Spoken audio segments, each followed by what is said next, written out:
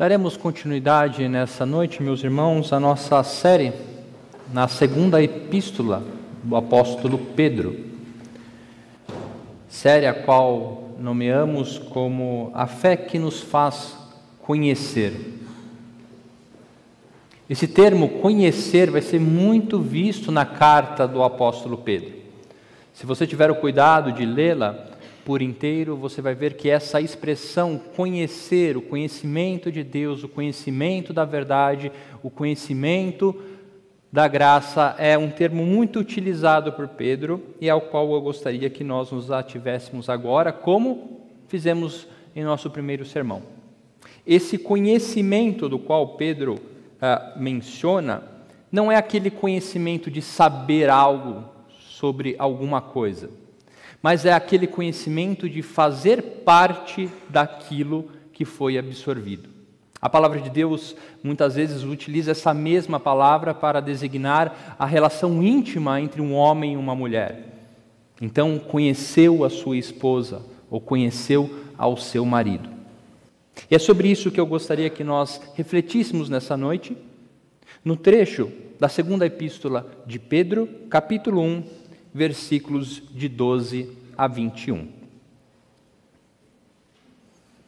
Diz assim a palavra do nosso Deus: Por esta razão, sempre estarei pronto para fazer com que vocês se lembrem dessas coisas, embora já as conheçam e tenham sido confirmados na verdade que receberam. Também considero justo, enquanto estou nesse tabernáculo, despertar estas lembranças em vocês, certo de que estou prestes a deixar o meu tabernáculo, como efetivamente nosso Senhor Jesus Cristo me revelou. Mas, de minha parte, me esforçarei ao máximo para que sempre, mesmo depois da minha partida, vocês se lembrem dessas coisas. Porque não lhes demos a conhecer o poder e a vinda do nosso Senhor Jesus Cristo, segundo fábulas engenhosamente inventadas, mas nós mesmos fomos testemunhas oculares da sua majestade, porque ele recebeu honra e glória da parte de Deus Pai, quando pela suprema glória lhe foi enviada a seguinte voz: Este é meu Filho amado, em quem me agrado. Ora, nós ouvimos esta voz vinda do céu quando estávamos com ele no Monte Santo. Assim, temos ainda mais segura a palavra profética, e vocês fazem bem em dar atenção a ela, como a luz que brilha em lugar escuro, até que o dia clareie e a estrela da alva nasça no coração de vocês. Primeiramente, porém, saibam que nenhuma profecia da Escritura provém de interpretação pessoal, porque nunca jamais qualquer profecia foi dada por vontade humana. Entretanto, homens falaram da parte de Deus, movidos pelo Espírito Santo. Até aqui a palavra do nosso Deus. Vamos orar mais uma vez. Santo Deus, eterno Pai, diante de Ti nos colocamos para ouvir a Tua voz, certos de que, pelo sangue de Cristo, assim podemos nos achegar a Ti. E pela obra de nosso Salvador, temos o Teu Santo Espírito que ilumina os nossos corações. Oramos em nome de Jesus. Amém. Meus irmãos, como eu disse, conhecimento. Esse conhecimento eu vou traduzi-lo muitas vezes durante essa noite, em nossa série, por a apropriação. Um conhecimento apropriativo, que você toma posse dele para a sua vida. Pedro usará essa expressão, como disse, por diversas vezes, pois ele tem um cuidado, um temor e um desejo que os cristãos cresçam na graça e no conhecimento. Se você virar algumas páginas, Pedro fala isso no capítulo 3 dessa mesma carta, no versículo 18, concluindo a sua carta. Pelo contrário, cresçam na graça e no conhecimento de nosso Senhor e Salvador Jesus Cristo. A Ele seja a glória, tanto agora como no dia eterno. Nós também sabemos que esta carta é uma espécie de testamento de fé deixada por Pedro. Lemos agora no início, assim como na outra exposição, que Pedro diz que estas coisas a qual ele transmite a estes irmãos e a nós, Ele o faz para que mesmo após a sua morte, aqui o tabernáculo que ele utiliza é o próprio corpo, ou seja, Pedro sabia que estava para morrer e queria garantir que o seu testamento fosse um testamento a respeito da sua fé. Se na primeira carta de Pedro ele combateu riscos, perigos externos que atacavam a igreja, na segunda carta de Pedro você perceberá que Pedro está tomando cuidado, se precavendo, combatendo perigos que brotam de dentro da igreja. Ele fala no texto que nós lemos sobre fábulas engenhosamente inventadas. Capítulo 2, ele vai falar também sobre zombadores, falsos mestres. Pedro sabia que havia uma força interna dentro da igreja, descaracterizando a verdade pregada por ele e por demais apóstolos. Aqui nós veremos na nossa próxima exposição que uma desses ataques era a vontade ou o desejo, o objetivo de desacreditar que Jesus voltaria, a segunda vinda de Cristo. Muitos diziam que os cristãos não haviam entendido a mensagem de Jesus e que ele não voltaria. Sim, Jesus voltará, nós veremos na próxima exposição, mas também nessa. Ou seja, havia um perigo eminente dentro da igreja. E por este motivo, Pedro irá estabelecer nessa passagem qual é o padrão, qual é a fonte, qual é o fiel da balança para mantermos o ensino correto a respeito da revelação de Deus. Nessa noite, o tema do nosso sermão é conhecendo, se apropriando da revelação de Deus. Para isso, nós veremos 3 pontos principais que Pedro aborda. O primeiro é que a revelação de Deus é a fonte para o verdadeiro conhecimento a respeito de Jesus. O segundo é que a revelação de Deus é a fonte transformadora daqueles que conhecem a Jesus. E por último, que a revelação de Deus nada mais é do que a sua voz revelada aos homens. Portanto, o nosso primeiro ponto que Pedro nos ajuda a compreender, a revelação como fonte do conhecimento de Cristo. O apóstolo Pedro inicia esse trecho de sua carta a partir do capítulo do versículo 16, mudando. Se do 12 ao 15 ele fala, eu quero, eu lhes desejo, veja aqui, por essa razão sempre estarei pronto, certo de que estou prestes a deixar o meu tabernáculo. No 16 Pedro faz uma mudança. Ele vai utilizar a primeira pessoa do plural.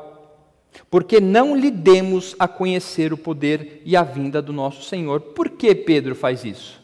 Qual é a intenção em que ele está fazendo isso? De demarcar que a fonte do seu conhecimento é a mesma do que do colegiado apostólico. Pedro irá nos mostrar que o conhecimento verdadeiro, a revelação de Deus aos homens, não está sujeita ou submissa a particularidades de cada um. Você não está livre para dizer que compreendeu a revelação do Senhor do jeito que você quer. Ou seja, a revelação da pessoa de Cristo não estava sujeita às particularidades ou preferências de cada indivíduo, mas foi apresentada como deveria ser conhecida. Este é o motivo pelo qual Pedro afirma não se tratar de fábulas engenhosamente inventadas. Pedro sabia do risco que havia dentro da igreja, do ataque ou do mal que florescia em considerar a pessoa de Cristo ou a trajetória de Cristo como uma história, uma fábula, que a palavra no original é a mesma para mito, como se a encarnação tivesse sido simplesmente uma lenda a qual esses cristãos estão acreditando e devem ser estudada dentro do seu contexto histórico. Pedro combate esse pensamento ao afirmar que aquilo que nos foi revelado acerca de Cristo não se trata de mitologia, mas em se apropriar dessa revelação, tendo na encarnação de Cristo a plenitude da revelação de Deus. Vemos isso no exemplo citado pelo próprio Pedro. Pedro vai dizer, olha, o que nós aprendemos e lhe passamos, meus irmãos, não é conto da carochinha. Não é simplesmente mais um folclore deste grupo que está aqui nessa região. Mas não, é o conhecimento da revelação de Deus em Cristo Jesus. Então Pedro irá citar uma passagem muito conhecida, e nós teremos que nos deter a ela, porque Pedro a mencionou, que é a passagem da transfiguração. Quando ele diz: fomos testemunhas oculares da sua majestade, porque ele recebeu honra e glória da parte de Deus Pai, quando pela suprema glória lhe foi enviada a seguinte voz: este é meu Filho amado, em quem me agrado. Pegue a sua Bíblia, vá para Mateus 17, versículos de 1 a 8. É a passagem ao qual Pedro se refere. Diz assim o Evangelho de Mateus: 6 dias depois, Jesus tomou consigo Pedro e os irmãos Tiago e João e os levou em particular a um alto monte. E Jesus foi transfigurado diante deles. O seu rosto resplandecia como o sol, e as suas roupas se tornaram brancas como a luz. E eis que lhes apareceram Moisés e Elias, falando com Jesus. Então Pedro, tomando a palavra, disse a Jesus: Senhor, é bom estarmos aqui. Se o Senhor quiser, farei aqui 3 tendas, uma para o Senhor, outra para Moisés e outra para Elias. Falava ele ainda quando uma nuvem luminosa os envolveu. E eis, vindo da nuvem, uma voz que dizia: Este é o meu Filho amado, em quem me agrado, escutem o que ele disse. Ao ouvirem aquela voz, os discípulos caíram de bruços, tomados de grande medo. Jesus aproximou-se e tocou neles, dizendo: Levantem-se e não tenham medo. Então eles, levantando os olhos, não viram mais ninguém, a não ser Jesus. Pedro, então, no seu testemunho, em sua segunda carta, diz: Nós vimos a majestade, a glória do Deus encarnado. Mas eu gostaria que nessa noite nós víssemos como Pedro também amadureceu espiritualmente. Queria que nós prestássemos atenção no contraste daquele Pedro que estava na transfiguração e deste Pedro que agora fala deste momento. Parece que lá Pedro deixou-se levar pelo momento, fazendo com que ele perdesse a compreensão acerca da pessoa de Cristo que ali estava. Pedro se deixou levar pelo momento, pelo êxtase, pela sua visão, ao ponto de tratar Cristo como um profeta. Quando Pedro, e como é próprio de Pedro, então, a transfiguração está acontecendo, tudo aquilo, e diz que Pedro, tomando a palavra, Pedro avança ali e diz: Jesus, façamos 3 tendas aqui, uma para você, uma para Moisés, uma para Elias. Meus irmãos, o que eu quero dizer aqui é que Moisés e Elias não são dignos de honra. Mas a questão é que Pedro não compreendeu, naquele momento, o que estava acontecendo. Cristo é superior a qualquer profeta. Cristo, Deus encarnado, é a revelação máxima de Deus a nós. A plenitude da revelação de Deus reside em Cristo. Se o rosto de Moisés estava brilhando quando ele desceu do Monte Sinai, pelo reflexo da glória de Deus em seu rosto, na transfiguração, a face de Cristo emanava esta glória. Esta foi a revelação dada por Pedro, quando ele nos ensina na sua segunda carta. Pedro agora compreende a pessoa de Cristo como a plenitude da revelação. Somente em Cristo a plenitude da revelação. Pedro foi ensinado naquele momento pela voz do Pai, que disse: Este é meu Filho amado, em quem me comprazo.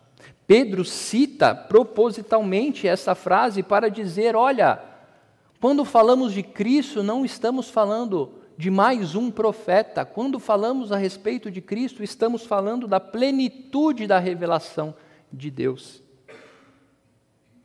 Somente em Cristo o Pai se deleita. Somente quando nos apropriamos de Cristo podemos nos achegar diante de Deus o Pai.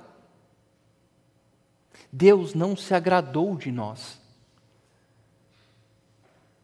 Éramos como filhos da sua ira, mas na sua revelação, assim como ele revelou a Pedro e a nós, em Cristo, reconhecemos a plenitude da revelação.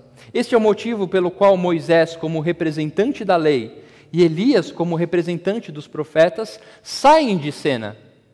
E ali só fica Jesus, porque ele é o único que pode dizer para os discípulos: não tenham medo. Não tenham medo. Pedro reconhece a soberania, a glória, como ele diz mesmo, a glória que lhe foi dada a Cristo Jesus. Meus irmãos, a falta da centralidade da pessoa de Cristo, daqueles de que de alguma forma tentam ter um relacionamento com Deus, é uma demonstração de falta de compreensão da revelação de Deus. O que eu estou dizendo é que cada vez mais Cristo está deixando de ser o centro da fé de muitas pessoas. Muitas pessoas que querem buscar um relacionamento com Deus estão deixando cada vez mais a pessoa de Cristo de lado, descentralizando tudo aquilo pelo qual as Escrituras nos foram dadas. Tudo significa a respeito de Cristo. Isso pode soar, no mínimo, como imaturidade espiritual, mas também um perigo de tentarmos estabelecer um relacionamento com Deus à parte de Cristo. Quantas vezes a pessoa de Cristo é dada como aquele que está para simplesmente caminhar conosco? Você já deve ter visto aquela menção do homem andando na praia e dizendo com Deus: onde estava você? Então ele pede para olhar para as pegadas e diz: só tem uma pegada, Senhor, o Senhor nunca estava comigo. Não, eram as minhas pegadas que estavam ali. Jesus, aquele em que você pode compartilhar como um amigo, a plenitude da revelação de Deus em Cristo Jesus. Cristo é aquele que conhece as nossas dores, Cristo conhece, mas é muito mais do que um bom amigo. Cristo, a plenitude, dele emanam todas as coisas, por meio dele podemos nos achegar diante do Pai. Por meio de Cristo, fomos tirados das trevas para a sua maravilhosa luz. É muito triste vermos nos dias de hoje, assim como Pedro provavelmente via, Cristo sendo escanteado da fé de muitas pessoas. Como você apresentaria o Cristo que você crê? Como nós conhecemos nesse sentido de nos apropriarmos de Cristo? Faça esse exercício, mentalmente ou na sua casa. Como você explicaria a pessoa de Cristo para alguém biblicamente? Não pelos seus achismos, não pelo aquilo que eu acho que Cristo é. O que nós vemos aqui é que Pedro recebeu a revelação da parte de Deus: este é meu filho amado, a ele ouvi. Então Pedro, quando escreve a segunda carta, diz: olha, não venham dizer que Cristo é uma invenção de homens, mito. Recebemos a revelação da parte de Deus, como nós agora estamos recebendo. Veremos um pouco mais à frente, a palavra de Deus que está aqui à nossa frente é a revelação de Deus, que nos apresenta Cristo como Ele é. Mas muitas vezes preferimos criar um Cristo segundo aquilo que queremos que Ele seja. Como você explicaria para um não crente quem é Cristo? Quais versículos você usaria? O quanto a revelação, a palavra de Deus, é a base da sua fonte de conhecimento a respeito de Cristo. A revelação de Deus é a única fonte para conhecermos verdadeiramente e nos apropriarmos da obra de Cristo. É o que Pedro nos ensina. O segundo ponto que Pedro irá tratar é que a revelação, apresentando verdadeiramente a pessoa de Cristo, transforma aqueles que compreendem Cristo. Se você compreende no sentido de se apropriar da obra de Cristo, a revelação de Deus é o meio pelo qual seremos transformados. Veja que após mencionar a sua experiência no Monte da Transfiguração, Pedro dará ênfase não à sua experiência, mas à conexão desta com a palavra profética. Veja, quando ele termina no versículo 17 e o 18, ele diz: ora, nós ouvimos esta voz vinda do céu, quando estávamos com ele no Monte Santo, assim, ou seja, assim se agarrem neste testemunho, se agarrem nessa experiência. É isso que Pedro diz? Não. Assim temos ainda mais segura a palavra profética. Aqui os estudiosos divergem em duas hipóteses de que Pedro está utilizando aqui. A primeira é que Pedro está dando ênfase às palavras proféticas, ou seja, ao Antigo Testamento, para validar a experiência que ele teve. Isaías 42:1 diz essa mesma frase: meu servo amado, em quem eu me deleito. Então, a primeira hipótese trata que Pedro está dando ênfase nas Escrituras para validar a experiência que ele teve. Ou, a segunda hipótese diz que Pedro está usando o seu testemunho para validar a palavra. Em qualquer um dos casos, fica claro que a ênfase e o objetivo de Pedro é destacar a superioridade da palavra profética aquém da experiência. Pedro vai dizer: temos ainda mais segura a palavra profética e vocês fazem bem em dar atenção a ela como uma luz que brilha em lugar escuro. Pedro compreendia que a sua experiência pessoal, embora tenha sido extraordinária, não poderia ser considerada superior à revelação dada por Deus da forma com que ele decidiu o registro escrito. A palavra viva e atemporal, como Hebreus nos ensina. O que Pedro escreveu para os seus irmãos contemporâneos há mais de 2000 anos é a mesma palavra para nós em 2022. A palavra registrada, ela é viva por ser revelação de Deus. E ela transforma aqueles que a acatam. Vocês fazem bem em atendê-la.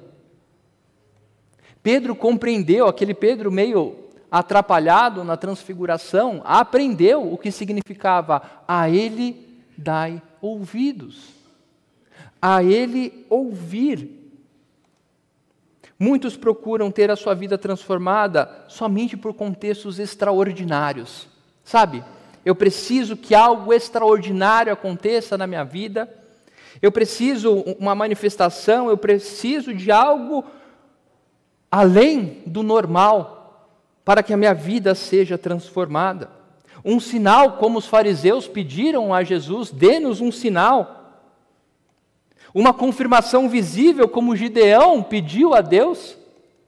Ou até mesmo querendo exigir a força que bênçãos sejam nos dadas, como Jacó fez. Meus irmãos, o que Pedro nos ensina é que não podemos nos apegar a manifestações extraordinárias que realmente Deus exerceu ao longo da história, mas na sua revelação, como Ele nos deu, nos apropriando da sua palavra para termos vida transformada. A verdade é que às vezes nós não precisamos dizer que não cremos que a palavra de Deus é realmente a sua revelação. A questão é o quanto nós pegamos esta verdade e colocamos em prática em nossa vida. Você não precisa ser, ou eu não preciso ser um daquele que nega que a palavra de Deus realmente é a voz de Deus dada a nós. Mas o ponto que Pedro nos ensina aqui: dai ouvido a ela como uma luz que brilha em lugar seguro, no sentido de o quanto nos apropriamos dessa verdade e trazemos para a prática da nossa vida. Pedro conviveu com Jesus, teve muitas experiências extraordinárias, mas a verdade é que por muitas vezes ele não se apropriou dessa verdade. Você lembra quando Jesus andou sobre as águas? Mateus 14. Pedro ali viu aquela cena e disse: Senhor, deixe-me ir até você. Jesus disse: venha. E Pedro no caminho começa a afundar, então Cristo vai, o salva e diz: homem de pequena fé, por que você duvidou? Em Mateus 16, quando Jesus pergunta aos discípulos quem as pessoas dizem quem eu sou, e pergunta para ele quem vocês dizem, Pedro diz: tu és o Cristo, o Filho do Deus vivo. Muito bem, Pedro. Mas logo a seguir, quando Jesus diz que precisaria morrer, Pedro chama a atenção de Jesus. Não, não, Senhor, que isso? E Jesus diz: arreda-te de mim, Satanás. Pedro estava num processo de amadurecimento, assim como nós. Pedro aprendeu que por muitas vezes nós cremos que a palavra de Deus é realmente a sua voz, mas não nos apropriamos dela quando precisamos pôr em prática a nossa vida. Como você enxerga a sua relação familiar? Como você lida com a sua esposa, com o seu marido? A palavra de Deus ou a pessoa de Cristo é que lhe conduz às suas decisões? A forma com que você ensina aos seus filhos? A forma com que você exerce a sua profissão? Ela é pautada naquilo que Deus diz ser correto? Prática.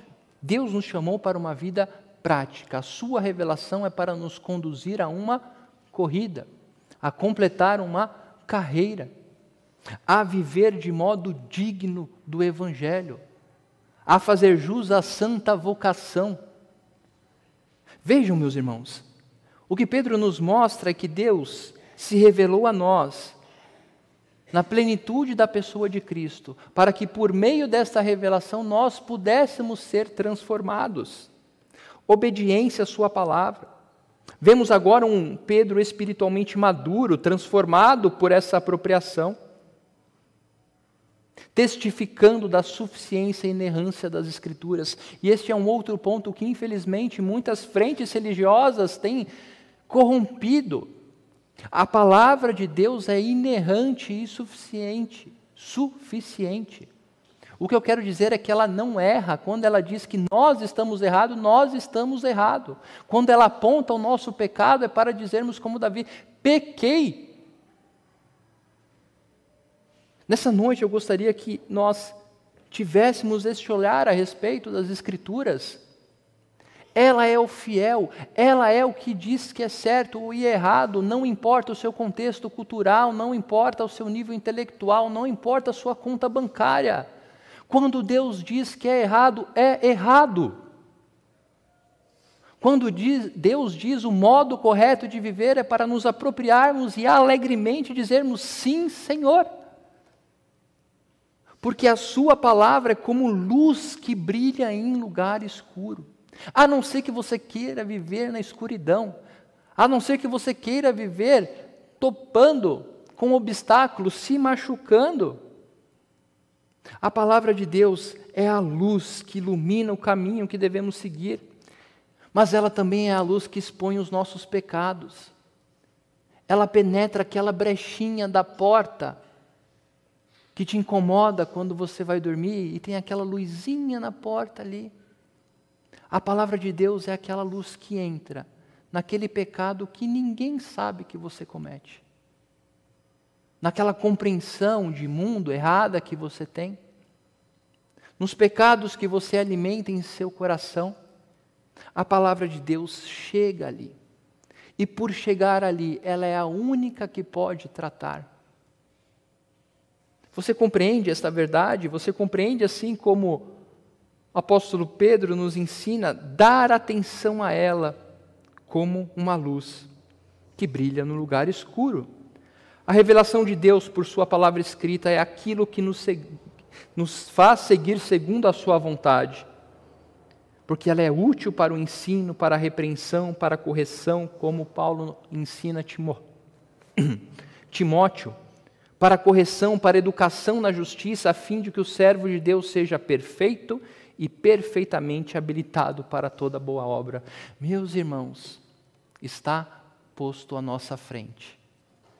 Não no monte, longe, para que alguém precisa buscar, não nas profundezas do oceano que alguém precise mergulhar, mas a palavra de Deus está posta em nossos corações, para vivermos de modo digno e experimentarmos aquilo que Ele tem para nos dar. É útil para todas as situações. A questão é o quanto nós recorremos a ela. O quanto nós recorremos a ela, em vez de nos apegarmos à nossa situação financeira. Se a minha conta está bem, eu estou bem. Se eu estou saudável, está tudo ok. Onde está o nosso alicerce? Onde é a fonte da nossa transformação de vida?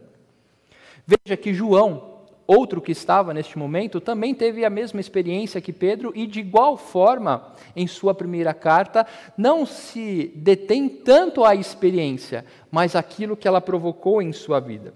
1 João, capítulo 1, João nos ensina o que vimos, o que ouvimos e o que vimos com os nossos próprios olhos, o que contemplamos e as nossas mãos apalparam a respeito do verbo da vida.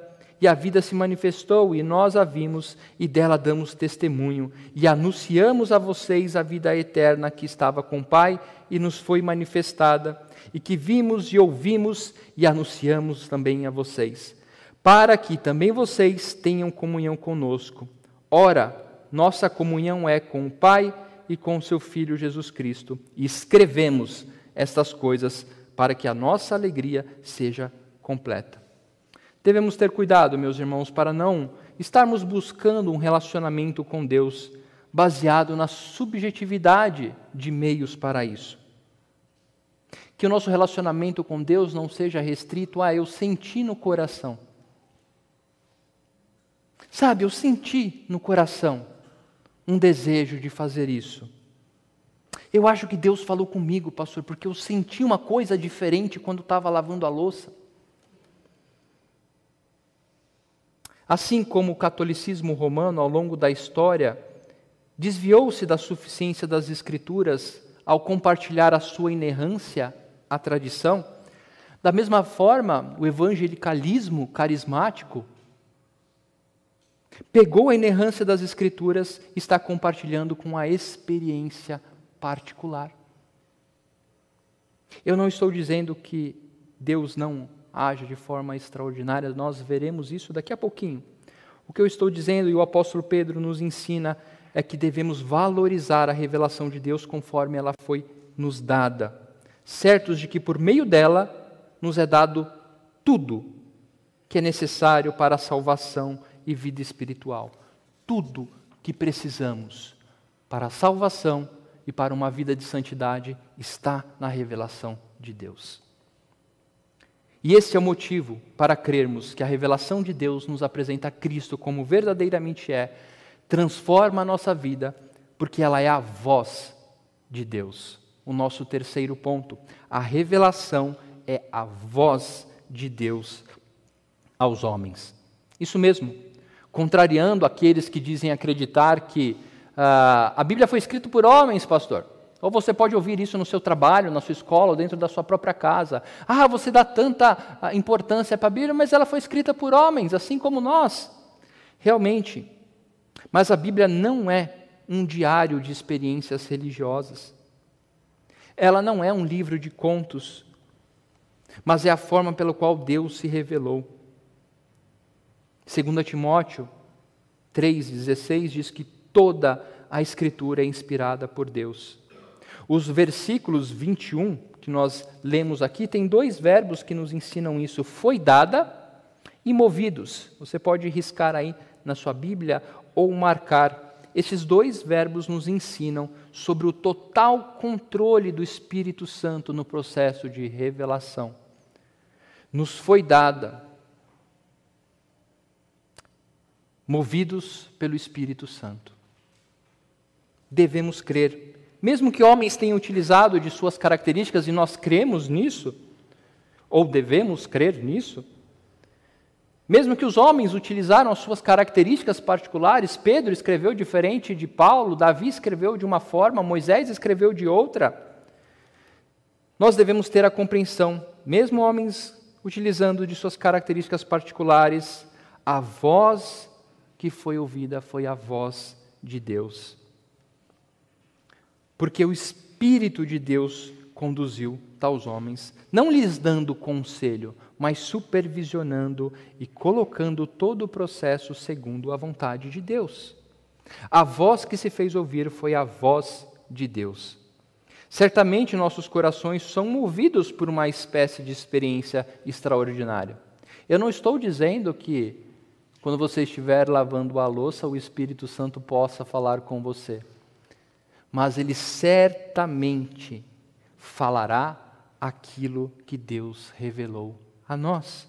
Foi isso que Jesus nos ensinou quando disse que ele precisaria ir ao céu para nos dar o Espírito Santo. João 16, 13. Jesus nos diz: porém, quando vier o Espírito da verdade, ele os guiará em toda a verdade. Ele não falará por si mesmo, mas dirá tudo o que ouvir e anunciará a vocês as coisas que estão para acontecer. Ele me glorificará, porque vai receber do que é meu e anunciará isso a vocês. Tudo que o Pai tem é meu, por isso eu disse que o Espírito vai receber do que é meu e anunciar a vocês. Sabe quando o Espírito Santo irá falar ao seu coração? Quando você tiver as Escrituras como única fonte de revelação do Pai.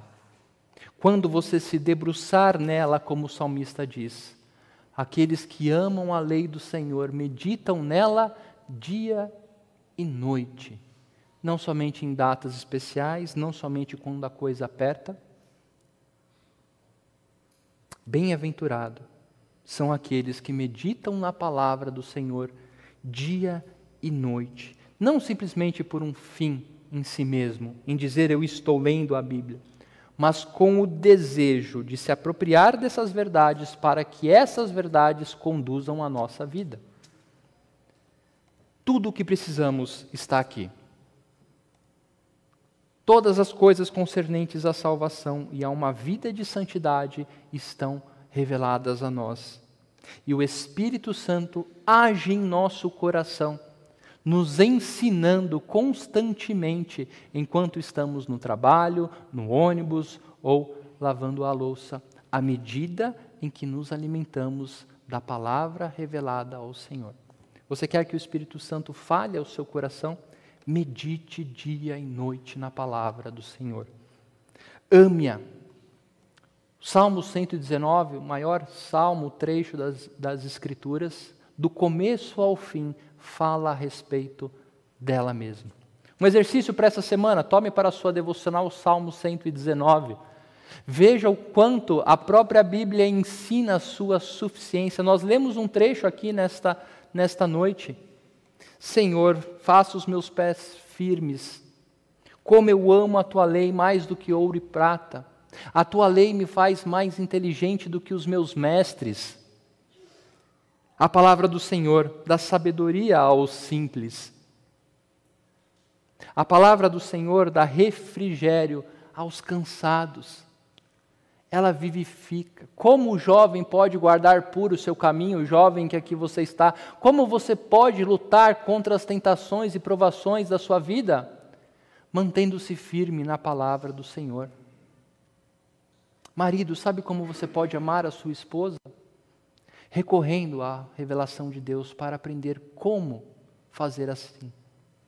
Esposa, pais, filhos que aqui estão, sabe como vocês devem obedecer os seus pais?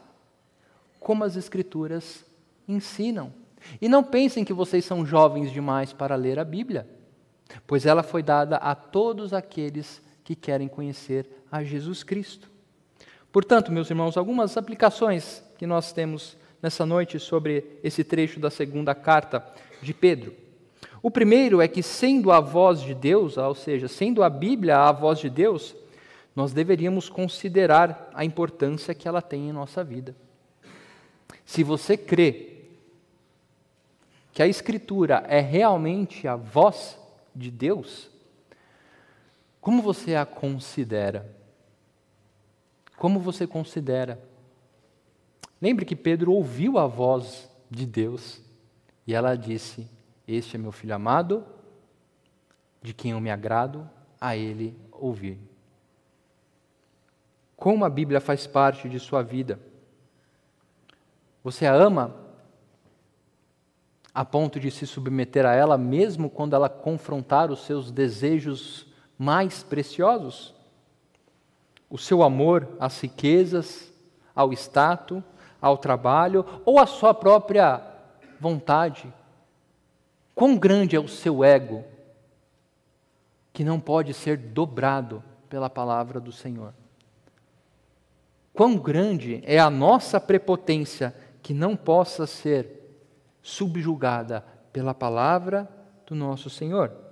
Segundo, devemos nos perguntar sobre qual é a centralidade da nossa fé. Está na pessoa de Cristo? O quão Cristo é o centro da nossa fé? Ou quão Cristo está simplesmente para atender os nossos desejos? Este é o meu Filho amado, e somente nele eu me satisfaço. Se queremos, de alguma forma, ser aceitos diante de Deus, é somente tendo Cristo como centro de nossa vida. Terceiro, o nosso amor pela Escritura não pode ser um fim em si mesmo, em conhecer um idioma antigo, em saber de detalhes e nuances. Não é este o objetivo, mas o amor pela Escritura deve ser porque sabemos que ela irá nos conduzir a uma vida de santidade. E por último, certos de que a Escritura é a revelação inerente e suficiente, devemos nos submeter a ela, mas não só isso, devemos apresentá-la a este mundo como ela é. Como você fala da Bíblia para outras pessoas? Como você apresenta a Cristo? Como você apresenta a sua fé aos outros? Se você compreende que as Escrituras é a voz de Deus, se você tem Cristo como centralidade em sua vida, se você compreende que é pelas Escrituras que a sua vida será uma vida de santidade, você não só deve se submeter a ela, mas apresentá-la a este mundo como ela é, a luz que brilha em meio às trevas. Que Deus nos abençoe. Vamos orar? Senhor, diante de Ti, certos, ó Pai, das falhas que cometemos, certos, ó Pai, de quantas vezes preferimos atender os nossos desejos a nos curvar à Sua voz, Senhor. Quantas vezes a nossa surdez nos faz experimentar, ó Pai, o distanciamento de Ti. Queremos, Senhor, que o Teu Santo Espírito rompa esta surdez, ó Pai. Pedimos, ó Deus, que o Senhor nos ajude a caminhar compreendendo que a Tua palavra, ó Senhor, mesmo escrita por homens, foi inspirada pelo Seu Santo Espírito e é por meio dela, por meio único, exclusivo e suficiente, ó Pai, dela, conhecemos tudo aquilo que cremos. E queremos que, por meio dela, proclamemos tudo aquilo que cremos. Sê conosco, Senhor. Em nome de Jesus. Amém.